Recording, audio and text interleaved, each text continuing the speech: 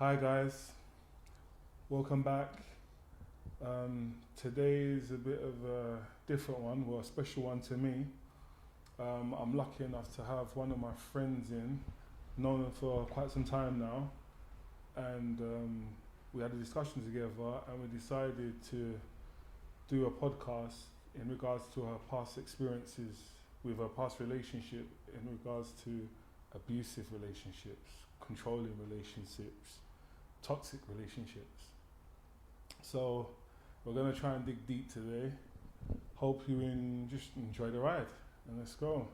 So today our guest is gonna go by the name of Lady M, because obviously the stuff that we're discussing about is quite sensitive to her, and it's a sensitive situation and discussion topic anyway. But yeah, here we go. So Miss M, Hi. how's it going? You alright, yeah? Yeah. No. So yeah, we've obviously had discussions before Yeah. in regards to your situation. We haven't gone in depth because I thought we'd save it for the pod, and here we are. So I just like if you could take us on your journey, when it started, how it started, and how it became. Yeah. Well, this topic is literally about my baby father and before meeting him and how it started with his aggression and him showing me that this is not right and everything else. So it all started like we were friends at first, and yeah, we used to hang out, have drinks together, smoke weeds, get high. Typical young means. Yeah. Joyriding life. Exactly. Go on. Exactly. And he was like a great friend to me because I just come out of a relationship for 4 years. I So swear. yeah, like he was someone that I can lean on, cry to, everything. The perfect guy. A perfect friend. Alright, At that time, yeah. And yeah, it just started where I thought, this is not right. He's not acting right. Like the signs ain't adding up. Is when I had more than obviously just him as a friend. I had other men friends. Yeah. So one time my boy called me and was like, "Yo, wanna come link up, like, and smoke some weed and get high and whatnot." Yeah. And I was like, "Yeah, why not?" Like, and my baby father was beside me. Well, not my baby father. Okay. He was my friend at that time. Yeah. Okay. So I was like, why not? Because I didn't think anything of it because we were just friends. Okay. So the boy came round and whatnot, and he came with his friends. And yeah, he came to my house. And at the time, when he called, my baby father was with me. But my baby father used to live at the back of my house with his brother. So he popped to his brother's house. Yeah. And he came back. So by that time, the boys were up in my house already. Yeah. So, like I said, he was my friend at the time. My son's dad. He knocked the door. Yeah. I let him in. He came upstairs because he said he wanted to get some CDs that he borrowed me. Yeah. And when he got to my house, well, not to my house, when he got into my room, him and the boys fighting. Straight, like no, hello, hi, the boy. well, The boy looked at my partner. Well, my friend at the time, my son's dad, and he weren't taking that lightly. Like he just banged him straight in his face, and they started rocking. Hold on, right there. Did that turn you on? I wouldn't say it turned me on, but it was just like, what is going on? All this for me. Like Royal Rumble, and it's all for me. Exactly, like It got you going a bit though. it got me going, but it got me like, what are you doing? You're causing a commotion because obviously this was my hostel. This is where I laid my head, like, and obviously my support worker, she finds out, I can get evicted. So like, I spoke about it to him like the day after, and I said, why did you act like that? That weren't needed and whatnot. And he never expressed how he felt about me. He just used to do things like break my toilet, get in an argument, just do the odd things now and then. All right, going down the line of us as friends, we did get intimate at the end because our relationship was so close that it was a thing where we used to tell each other everything. So he knew he had my life in his hands. Wow. And I had his life in my hands. Do you know what? So I'm going to stop you right there. People don't realise, when you share information with people, personal information, that's exactly what you're doing. You're putting your whole life in their hands. And like some people don't see it like that, so I like that one. Sorry, I don't want you to lose your way going. Yeah. We've had each other. Yeah. And it was just like, it got intense now because he's not just a friend now, he's my boyfriend, and he feels that he can control me by what he knows about me. And this is one advice that I would tell whoever, woman or man. Sometimes when you get into a relationship with somebody, they can use what they know about you against you. 100%. Leverage. They use it as leverage. Yeah, and it can become intensive because what they know about you, they're thinking, okay, she's like this, or she's like that, or she will do this, or she will do that. And it's not even the case. It's the case of I've settled down now and I'm really being loyal to you. But what I've told him is way too much information about my past history that he doesn't even care if I'm being loyal or not. He's just got in his head what I've told him. And that caused a lot of him, trying to control me, not only physically, mentally, emotionally. It was way too much. Like, he will tell me I'm ugly, and I'm, this was like years. I was friends with him for like 2 years. I would say the other 3 years was when I had my son and when we got into a proper relationship. And that is where the controlling started. But you know the funny thing is, it's crazy how love doesn't make sense because he's calling you ugly, and this is the same guy that's trying to fight 2 guys because of you. Yeah. So really it don't make sense. It doesn't. So really, if you look at it, it's probably his insecurities. But I don't mean to, yeah. Do you know what? I'm insecurities, most definitely. I don't mean to cut you off. Yeah, most definitely. Yeah, go on. Your mum don't love you. Like, just a load of things. Like, low blows, isn't it? Yeah, we'll go out and, someone might be looking at me, but I'm not looking at them in any kind of way. But when I get home, 1,000 questions. You remember that guy that was standing there and rare, you liked him, innit? And I was, just a load of things, and then I'll get hit for it, and I used to start thinking, is it because of me? Like, am I the problem? Like, you start thinking, oh, are you doing wrong? Yeah. Maybe I did look at that guy. Maybe I didn't. Oh, sad, isn't it? Your insecurity, like your mind starts playing on you. You know what I mean? And I just say for anybody that's going through that in their life, it's really not needed. But, do you know what I want to know? Like. After he hit you, how did he come back from that? Like, did he say sorry? Did he, obviously, we used to he would say sorry, and then we'll make up, and, we'll make love, and it was like the same routine all the time. So it happened more than once? Yeah. I was going through it for quite a bit until my mum was like, if I didn't have a strong mother and a strong role model like my mum, I probably would have still been going through it now. With probably I've got 1 child with him, but I probably would have had 5 more others. You know? Do you know what's the saddest thing about it is where you're questioning yourself, is it you, or did I look at that person? And there'll be times that I'll go to my dad to get a break, and then he'll call my phone and I'll think, oh, maybe I was in the wrong. Let me go back to him. Because don't forget, I'm from East, he's from Northwest. So I will start going back to him.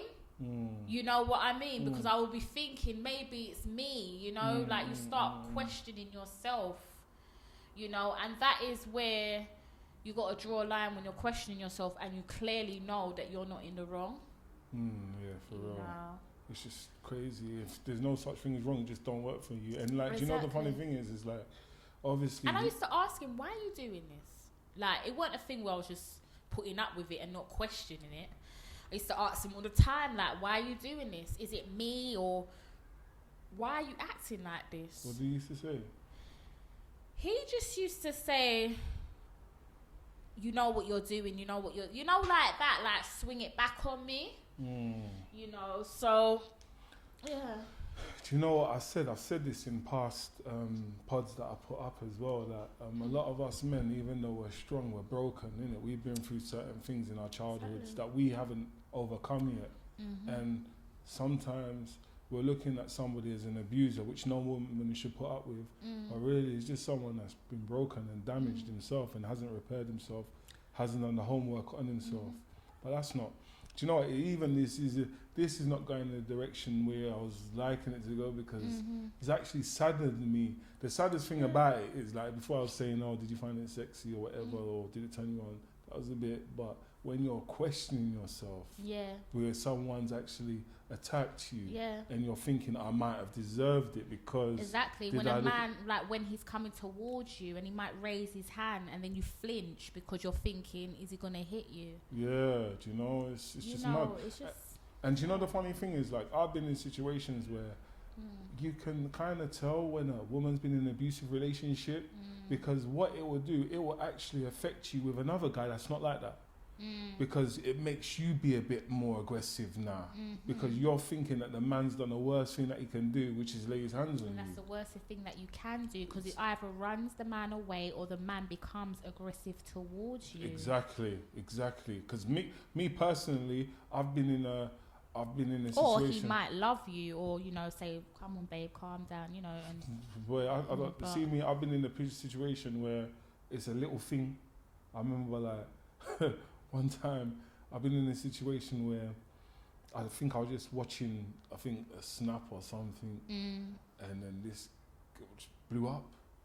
Why are you so thirsty? Watching other girls while I'm here and doing this and doing that. What was you? What? Watching other, no, I wasn't watching other girls, I was actually watching Snap. Yeah. But the girl was ready to do casino, it was jackpot. Yeah. Oof. Like, I was like, yo, this is too much. She's she's insecure and someone's hurt her. Someone's abused her in whatever way she's been in an abusive relationship, and it's not fair because I'm not ready to pay that bill. I got enough bills of my own that I need to pay for. I ain't gonna pay for someone else's meal, because in a way that's what someone's making me do. If you've been in an abusive relationship and now you're coming to me with that same psyche, you want me to pay someone else's meal, and I can't do that. Do you understand what I mean? I know it's sad, but it's not something that I'm ready for. You're probably not even up for that. I'm not up for that. I didn't sign up for that. Did you say to her that you're wifey or anything like that in the first place? No, I didn't say That's anything. what confused me when, I'm not saying when I got in the relationship with my partner, my son's dad, but when beforehand he was doing all that kind of signs, and it was like, I'm not even in or nothing with you. What are you doing? That being said, now, if you see a guy now, he says to you, I'm coming back for my DVDs or whatever it is, and he bangs someone, what are you going to be like? You're like, hey, I don't need this. I don't need this in my life. I don't need this. You're fighting away my friends, much less you're my friends. I don't want to break up with no one. Like, you're all my friends. Exactly. And sometimes, you know what? They say signs of an abusive relationship is when the guy tries to take you away from everyone in your family. Exactly. Singles you out, that you got no support structure. Exactly. And they like people that haven't got no support. Yeah, and they find it funny. It's really, just being alone or being by yourself. And you know, another thing that's really sad. Another thing that's really sad is that a lot of women are in these kind of abusive relationships and they don't realise that it's an abusive, a toxic relationship. Like, yo. You know, it is hard. It is, because you start getting used to it. And you start thinking it's a part of your life, like a part of your life, like a part of your everyday task. Like, you know, this is a part of your everyday thing, like, and it's not. And like, when you say like hitting you, like, what kind of thing is it? Be a slap or a kick? Starts off from a slap. It could start off from the smallest thing. It could start off from a slap to a bullying. It doesn't mean if a man physically hits you. You know what I mean? It could start off with him just shouting at you. Like, what are you doing? Yeah, like, it's not needed. If a woman shouts at you, why are you acting like that? You know what I mean? It's not needed. It's not. It's not healthy. It's not healthy. Yeah. But you know, the saddest thing is like a lot of people are suffering this in silence. And you know what I mean? And it's just something that people need to be able to reach out to people and speak. But some people won't want to talk about it because they're embarrassed. Yeah. That's another thing. They feel like like it's a fault of no fault of their own. They feel like. And a lot of people don't want to. Like, if they are going through that, they don't want to break up their relationship because they feel like their children will get suffered. Oh, and, forgetting about their children. And everything else. But I got to a stage where I was putting up with it for a very long time. But I came out of it because what is it? Is it, you know, you're not more important than my child. My child's more important than you. 100%. And, you know, you got to find yourself. You know what I mean? You can't have your... If a child is involved, you can't have your child growing up like that because they're only going to start getting aggressive and thinking it's normal for that to happen. They see your mummy and daddy doing it. Exactly. You got to really love yourself. And that's not happiness. So if you feel that by your child going through that stress, it's not happiness. You're putting your child actually through problems. You're putting your child through, you know... Trauma. Trauma. And then you know what you're doing? You're actually nurturing your child to be like that to another innocent woman. And then at the same time, you're nurturing your child and saying everything's going to be all right. And they're getting confused. Because one minute they're seeing anger in the house, next minute they're seeing happiness. They're just thinking, what's the both? Yeah, and then you go to they can't balance it. You go to a woman and the one you're hot and cold with a woman and they don't know why. Yeah. But if only they could have a camera, rewind and see what kind of life you're living when you were younger. They'll realise that, Yeah, so for the women that's out there and they're like, oh, I don't want to leave him because he's my child's dad. Sorry to go. How did it end with him anyway? You know, we've just... how did it end? It just ended. Like, it got to a stage where I started to think, like, this is not worth it. You know, my child is still young and he's only like, 1 year, 2 years old, and he's seeing this. Wow. It's not worth it. Did he let you go easy? Did he try to chase you? No, he done a lot. You know, I moved from his house to my dad's house, and he used to come to my dad's house. He used to smash my dad's windows. He used to wait outside my dad's house until I come out. He didn't even know if I'm going out or not. But he would just wait there randomly. Do you get what I'm saying? Yeah. There was a lot going on between you two. I think, if I did go out and he catched me, he'll try and run off with his child and do all sorts, punch me in my face and bad me up. You know, like all that. Out in public? Exactly. You know? Then my dad was like, you know, you're going to have to think about moving somewhere else because this is getting ridiculous. You know? So I had to move from my dad's house to my own place. And obviously, without telling him where I'm moving to. And it got to a stage, it is difficult. It got to a stage where my child's getting older. My child knows his dad and he wants to continue. And you just think to yourself, you want your child to continue knowing their parent, regardless the father, you know, regardless, no matter what we're going through. But we're just going to have to figure out how to do it in a proper way because I'm not taking you back. It's crazy. You know? A lot of the times we don't realise the kind of things that mothers have to go through for the children. The mother's love. Exactly. You have to sometimes, it's like you're sacrificing your own happiness. And your own, and all you want is happiness. That's all you're asking from the guy. Do you understand? Or the woman, or whoever's putting you through this drama. That's all you're asking for is a happy home. But they can't figure themselves out. No. You know, I've been through stuff, but I'm not going to bring it into the relationship of me and my child's dad. Doesn't make sense. Talk to your woman about it. That's what your woman's there for. Talk to her. People out there that's going through problems, and they don't know how to go through problems, so they cause, you know, aggro maybe to the relationship or fighting and whatnot. Sit down and talk to your partners. Sit down.